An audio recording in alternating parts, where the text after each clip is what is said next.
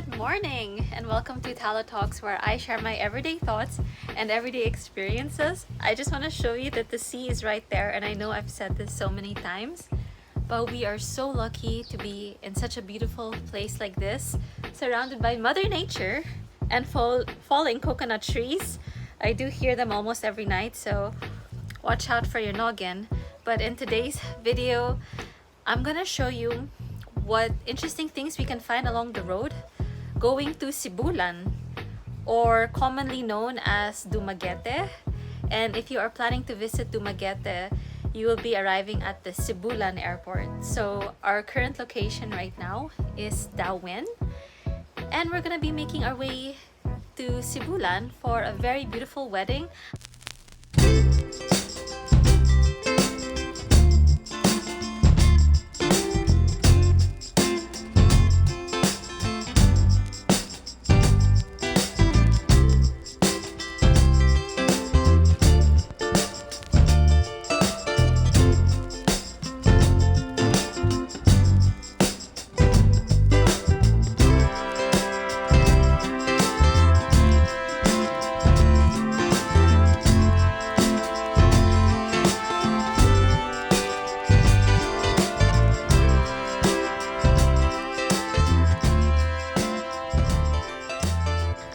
Flashing exactly what it looks like on Google Maps here, so you have an idea how many kilometers of journey that will be, and where we are now, and how long it's gonna take to get there via scooter, because you know your girl is always enjoying her two-wheel scooter ride.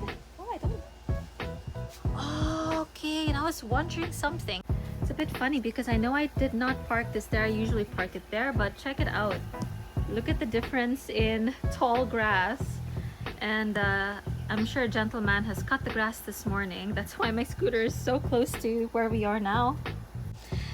Oh, I didn't even notice I've got like white on my nose. That is SPF.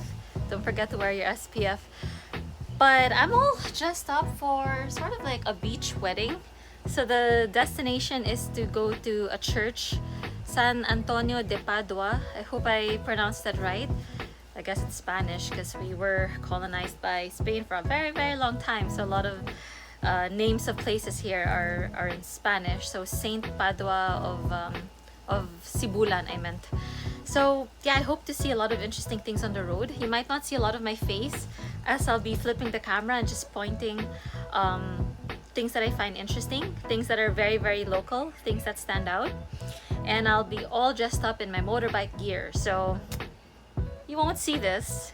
And the final goal for today is to just enjoy the wedding and see my friend Mav and his wife-to-be today, Windy. I'm super excited for them, so let's get crack-a-lackin' and let's hit the road.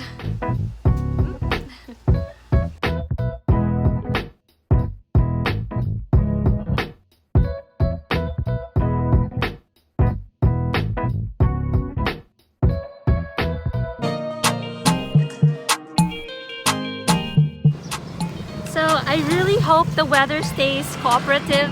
The clouds look very gray, but let me show you the first thing that you will see along the highway of Negros Oriental. There are many of these carinderias or kainan, and so what they are is you'll just see local food along the highway, and that's something that you can look forward to if you really want to try native food. And yeah, lots of mango trees there as well. And on the other side across the road, they do sell a lot of local fish and meat, but at the moment I think they're sold out. So let's keep going, and before it starts to rain. I do have to apologize in advance if it is noisy. We are along the highway, and I'll do my best to make sure that the wind doesn't get into the audio. I really hope.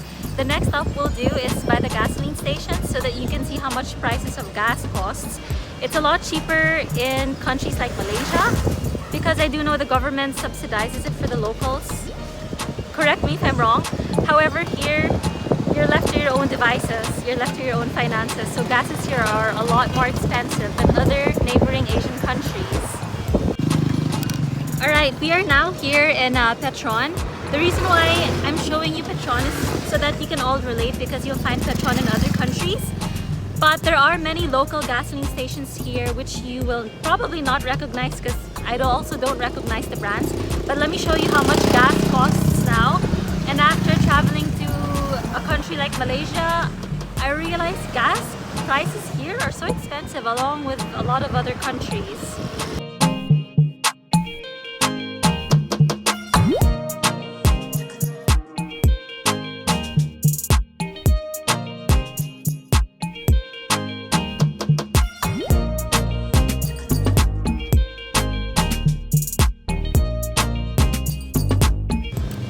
I did forget to mention that the reason why gas prices in Malaysia were cheap was because we rented a motorbike from a local, and so the motorbike we had was under a local's name, and so that's how we were able to pay for cheap prices for gas in Malaysia. But as a foreigner, technically you can't avail of those prices, so it's only available for Malaysian citizens.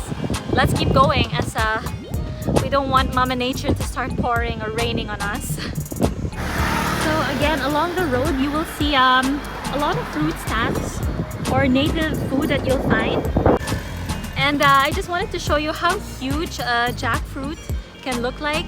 And for you lovely vegans or vegetarians out there, I love the fact that jackfruit is very diverse. And so yeah, look at how big it is here. So just along the very busy highway. Okay, check out these fruit stalls, but look how big that jackfruit is. And I hope I am correct, because I do know that is a jackfruit. And if ever you are in the Philippines, don't hesitate to try our local mangoes. We have some of the sweetest mangoes in the world. I believe the best mangoes that you can get is either in India or in the Philippines. So that pink one over there is, where's my pink? Oh, it's gone. Oh, there it is. That pink one over there, those are jackfruit. Oh, sorry, those are dragon fruit. Yeah, try all of them. Philippines, the fruits of the Philippines are incredible. And those are lanzones as well. Those brown circles are lanzones. Let's keep going. I've shown you how the fruit stands look like. Again, try our mangoes, they're the best. Our bananas are really sweet, pineapples are sweet. In general, that's a very noisy one. In general, our fruits here are very sweet because we have a lot of sun. You know, it's either sunny or rainy. So right now it's sort of in between. I think it's about to rain. It's been raining consistently every day. So let's keep going before it starts to pour. I sneezed over there. I think it's a lot of the dust pollution. That's why I got this. Let's go!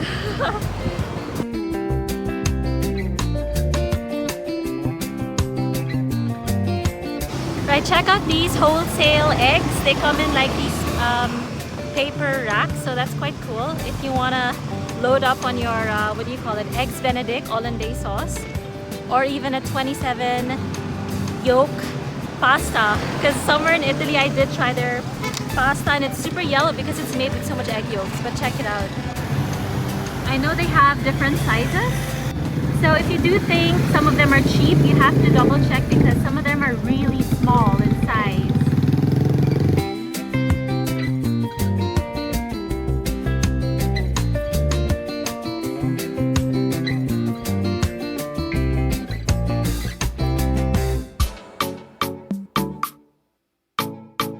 Alright, check it out. I actually found some eggs that are much closer to us, so hopefully this clip will be clearer. And let me show you what the picked ones are. Alright, so I love that the fact that they already divided it, how much it costs per egg. So the cheapest one you'll find is $7.50. And the jumbo, I suppose, which means the larger ones, comes out to $9.50 each. And these pink ones, I absolutely love them. If you are familiar with Singapore, those are called salted eggs, and I love them. In Singapore, they have these famous potato chips called salted egg potato chips or salted egg crisps. I don't know how real they are, if they are really made from salted egg. Maybe they're artificial, but these are the real guys. So if ever you are in the Philippines, that's something super local to try. Try the salted egg. Oh, and this is so interesting because right behind the egg supplier, someone's getting their hair cut. Very random, but I love it.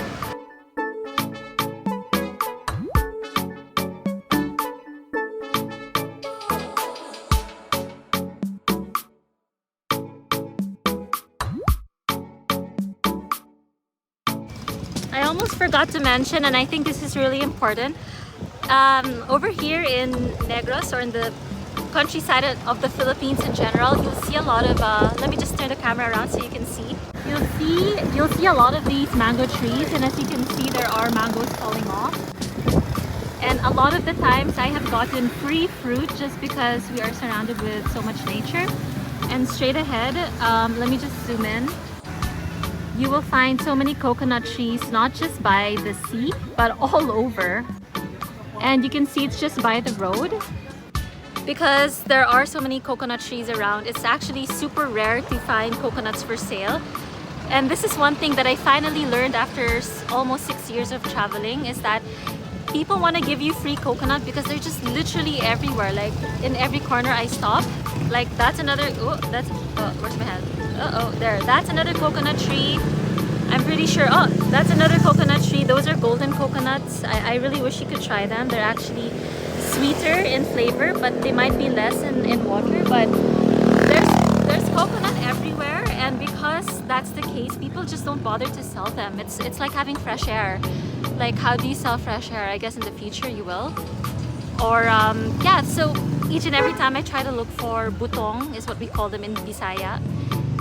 The locals have always been so sweet here. They just offer me free butong. Like, they just climb up and they give it. And yeah, if you see some for sale, then that's a rare find. But just to let you know, the locals here, Filipinos, are so sweet in general, and they really love to share, especially when fruit is abundant. Let's keep going.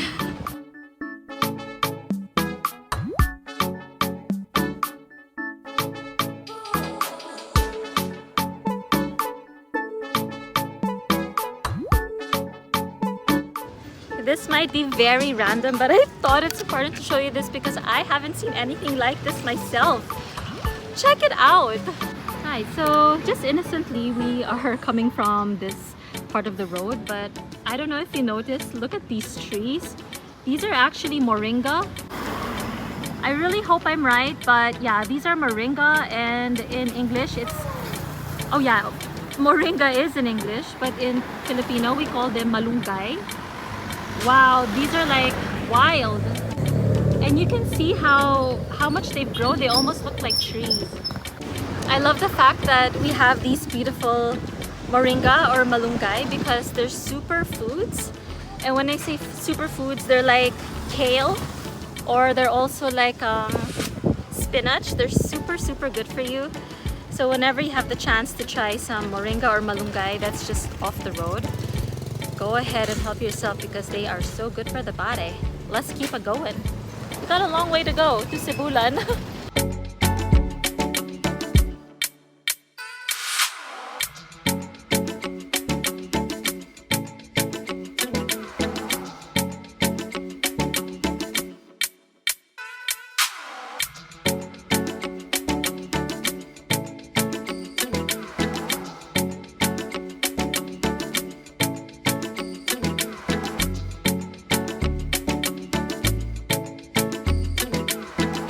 Creative for a, what do you call it, like the side, oh dear, panniers, there you go.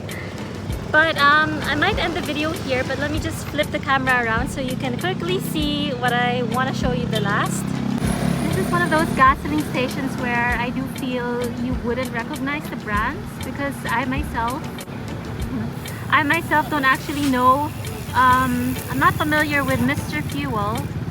But also straight ahead, all throughout Negros or in the Philippines, you will see a lot of delicious bake shops like that. So if you are willing to try what the Philippines really tastes like, I would suggest to start, aside with the rice, because rice is light, start with the bake shops as well. I'll give you something so that you can set your expectations. A lot of our food here are sweet, so the bread that you'll be trying is going to be sweet for sure. It's not going to be similar to the European bread. Obviously, we're not in Europe, we're in the Philippines now, but it's definitely different. It's bread that I haven't really tried bread all around the world, but something for you to try. The bake shops over there.